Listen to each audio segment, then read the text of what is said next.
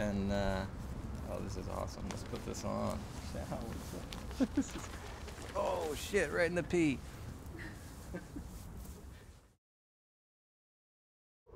Most people put a suit and tie on when they go to work.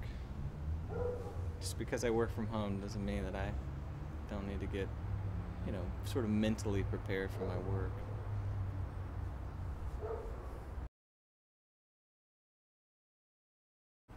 I'm really frustrated and really angry at certain groups of people that have had the power and ability to sort of make things better, but have chosen not to for a variety of reasons, for the self-interest of whatever they're doing. So if it's like major labels, some of the decisions they've made have been just catastrophic. And then potentially positive forces like iTunes have had the ability to really change the game completely, but they've decided, let's not even bother crediting the producers. Are you fucking kidding me? There would be no iTunes if there weren't producers, and the potential is there. It's just whenever you have one person who is 90-something% of the game, there's not a whole lot of incentive for them to change or to make things better. I mean, just look at the interface of iTunes. It looks like work.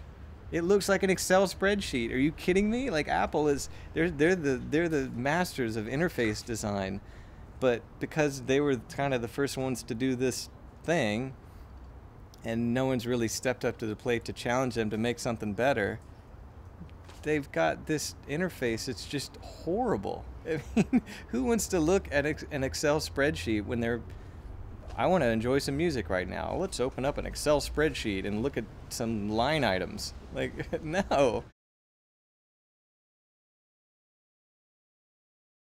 I mean, if you're not established and you're trying to break into this, there's really no better way than still having a face-to-face contact with a band that you genuinely like. I mean, that's just, at the end of the day, that's going to be the best way to do it. Is like, there's a local band that you think is cool and has potential, and you got to go to their show and basically talk them into letting you produce a song. And that may mean doing it for free, but I mean, that's what I will tell people starting out who are trying to break into it.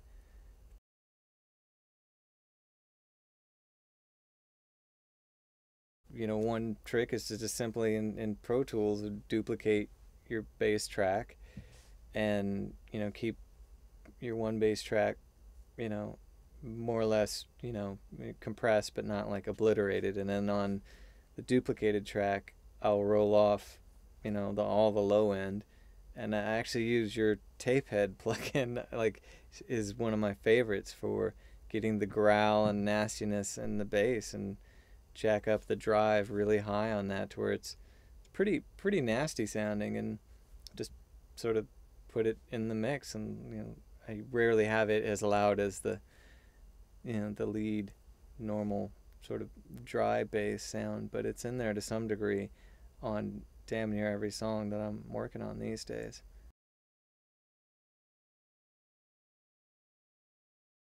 There was one interesting, exciting moment when I figured out that just painstakingly went through every part of the recording chain and process, working with some singer to find out what the hell was wrong with our signal. It sounded like a fax machine modem. Like, there was absolutely no question in anybody's mind when we were on the other side of the glass listening in the control room. It's got to be some sample rate converter type of issue, because that's obviously a digital noise. There's some kind of weird fax machine modem going on. And even got to the point where I think the intern or the assistant, somebody went upstairs and unplugged the phone lines. I don't know. Like, it was just one of those moments where we're like, well, we can't keep recording and we got to finish. We can't keep recording this way. We got to resolve this. So just unplug everything, including the fax machine upstairs.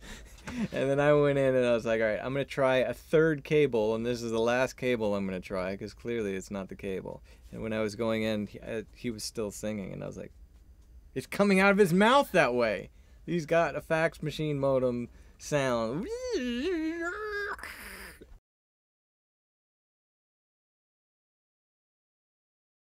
I think Joe Ciccarelli puts napkins on the tweeters in front of the NS10s. Right. I don't do that, but I use these. I use my helmet. It works for me.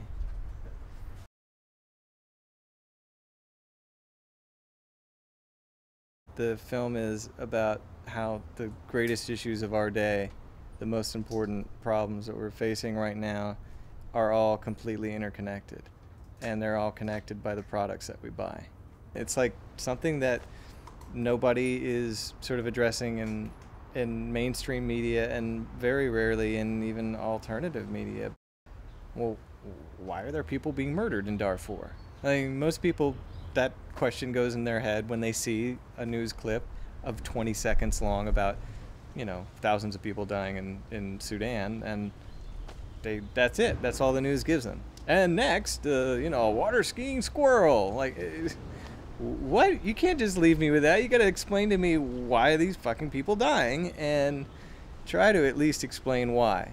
And, of course, they're not going to say it has anything to do with oil. They're not going to say it has anything to do with anybody's foreign policy. And at the end of the day, it's all because of the products that we buy.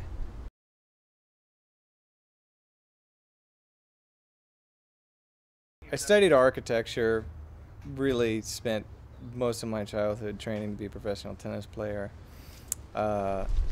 Never went back to get my master's in architecture, and because, I moved here. I moved here specifically to go work on music, give that a few years. I think it really does help to know a lot about everything, because it's hard to explain, but just knowing more about, the environment, knowing more about, the world around you, to me, kind of, it does seem to, like, influence what you're doing in any sort of, like, serious pursuit, I mean, yeah, if you're just in a band and you're having fun, that's fine. But, like, if you take it seriously and you want to make something, that you really are passionate about, it definitely helps to be away from that and learn other things, without question.